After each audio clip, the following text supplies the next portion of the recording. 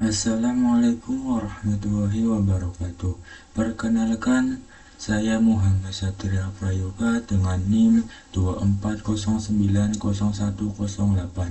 dari program studi Teknik Informatika. Pada kesempatan ini, saya akan mempresentasikan hasil UTS saya yang terdiri dari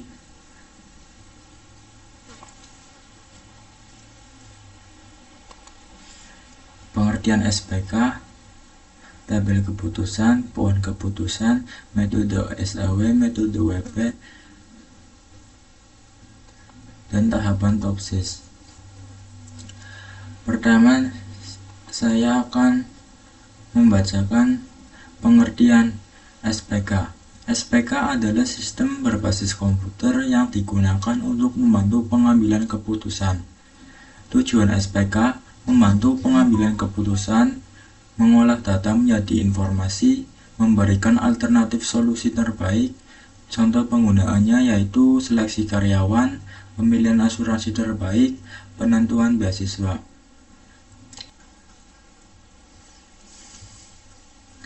Pada bagian ini dibuat tabel keputusan. Tabel keputusan digunakan untuk menampilkan hubungan antara atribut atau kriteria dengan hasil keputusan. Kriteria yang pertama yaitu ada kehadiran, disiplin, kerjasama, produktivitas, tanggung jawab. Alasan memilih atribut tersebut karena atribut tersebut mewakili aspek utama dalam penilaian kinerja karyawan. Setiap atribut dibuat sederhana menjadi dua kondisi, kehadiran tinggi dan rendah, disiplin atau tidak disiplin, kerjasama baik atau buruk, produktivitas tinggi atau rendah. Nah, tanggung jawab, bertanggung jawab atau tidak bertanggung jawab.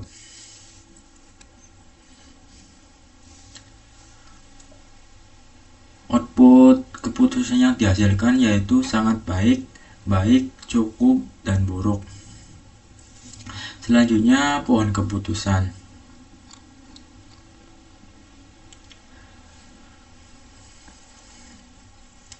Pohon keputusan digunakan untuk menggambarkan alur pengambilan keputusan dari setiap atribut sampai menghasilkan output akhir. Proses dimulai dari atribut yang paling penting yaitu kehadiran. Contoh, kehadiran tinggi dilanjut ke disiplin. Jika disiplin baik, lanjut ke kerjasama juga baik, maka seluruh nilai hasil sangat baik. Jika beberapa atribut rendah, maka hasil berubah menjadi baik, cukup, dan buruk.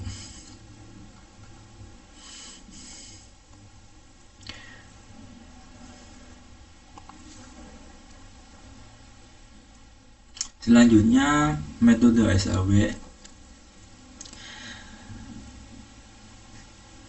Alternatif yang digunakan ada 4, yaitu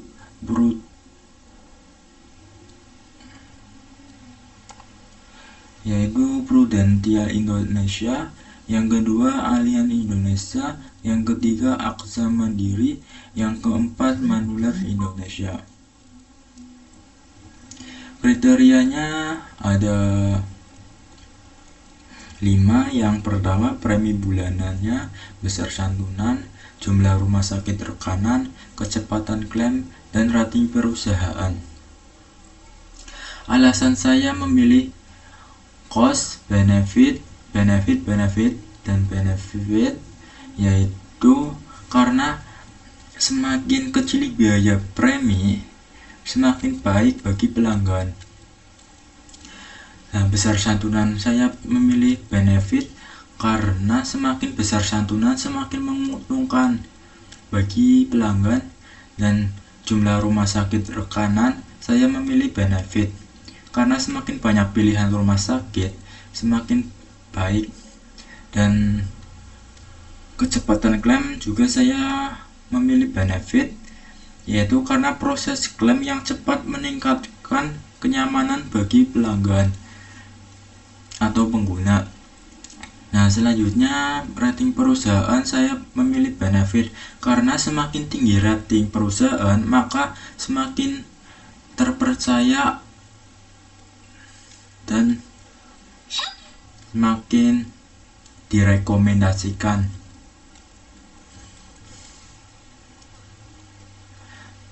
Selanjutnya hasil metode SAW saya normalisasikan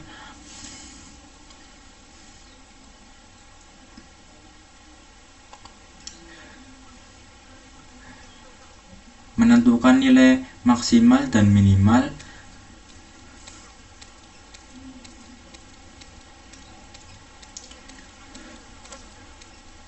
Di sini untuk cost yaitu nilai minimal dibagi nilainya, dan yang benefit nilainya dibagi nilai maksimal. Selanjutnya nilai preferensi yaitu penjumlahan antara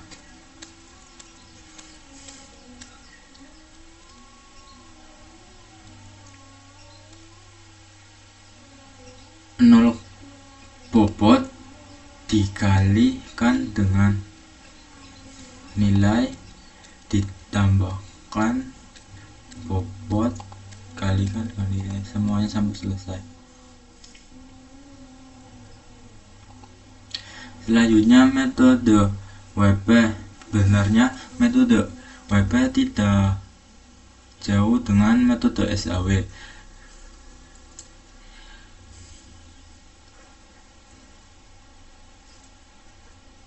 yaitu cuma menambahkan pangkat, yaitu karena cost yaitu saya bobot kembaringan saya kalikan -1 menjadi pangkat min 0,3. Kalau benefit saya kalikan 1 doang.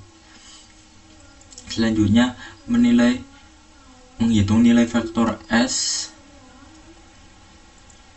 yaitu penjumlahan antara nilai A1 kriteria C1 dipangkatkan dengan min 0,3 kalikan dengan nilai A1 kriteria C2 kalikan dengan pangkat, dan seterusnya sampai C5 sehingga menghasilkan nilai S. A2 juga sama. Selanjutnya penjumlahan nilai S yaitu hasil dari penjumlahan nilai vektor S A1 sampai A4. Selanjutnya kita menghitung nilai vektor V dengan cara nilai vektor S dibagikan dengan jumlah vektor S A1 sampai A4. Selanjutnya juga sama dan hasilnya 1. Selanjutnya tahapan topsis. Yang pertama menentukan kriteria dan alternatif. Yang kedua menyusun metrik keputusan. Yang ketiga membuat metrik normalisasi. Yang keempat membuat metrik normalisasi terbobot. Yang kelima menentukan solusi ideal positif. Yang keenam menentukan solusi ideal negatif. Yang ketujuh menghitung jarak alternatif terhadap solusi ideal positif. Yang kedelapan menghitung jarak alternatif terhadap solusi ideal negatif. Yang kesembilan menghitung nilai preferensi. Yang kesepuluh menentukan ranking alternatif. Jadi itu penjelasan yang saya pahami.